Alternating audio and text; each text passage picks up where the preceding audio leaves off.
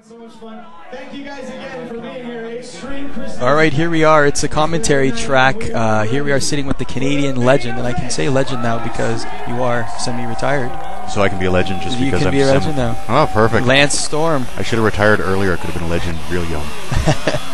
The stage is set here. We're watching the match from Extreme Christmas 2006. The main event, of course, Christian Cage taking on the man to my right, Lance Storm.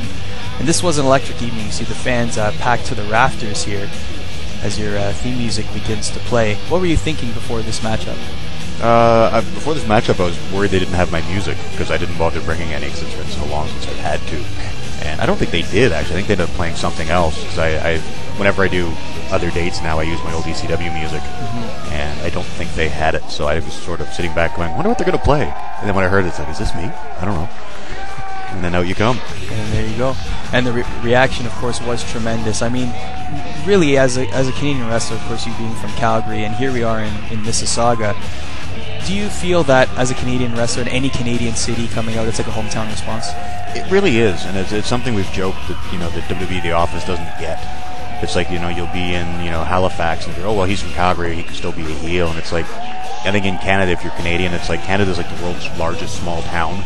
It's like if you've made it and been anywhere else, it's like it doesn't matter where in the country you're from, you're a hometown boy.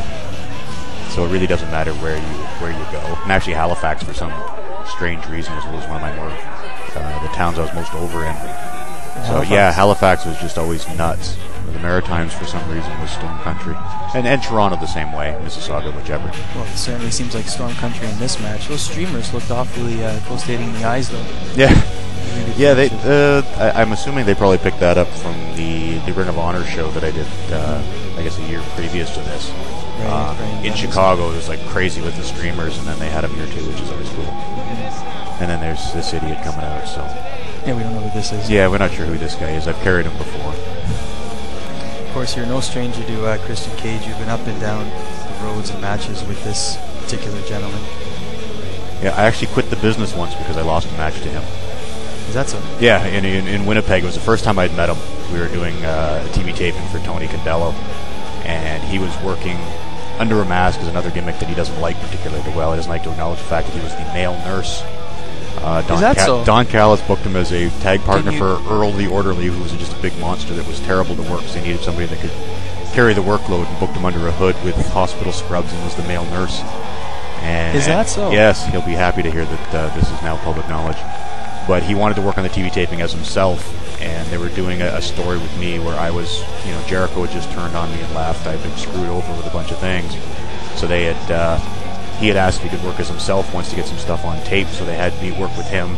It was basically supposed to be a squash match, but I had him in the surfboard where I was on my back and got counted down, so I got mad. I couldn't believe I lost to him, and now the refs were screwing me, so I actually took off my tights and boots in the middle of the ring and quit the business. Which is something I've ribbed him about ever since, that, losing to you is enough to make me want to quit the business. So how long did that quit the business last? The rest of the TV taping, I think I reffed as part of the next week, and then the show never aired, and we never did anything with it, and that was the end of it. But so did the male nurse ever get any exposure other than those TV tapings? No, I think he worked maybe a half a dozen shows as the male nurse. That's too bad. He was tremendous, though. ESE, take notice. Perhaps you could see the return. Yes. The return of the male nurse. Yes, he was over.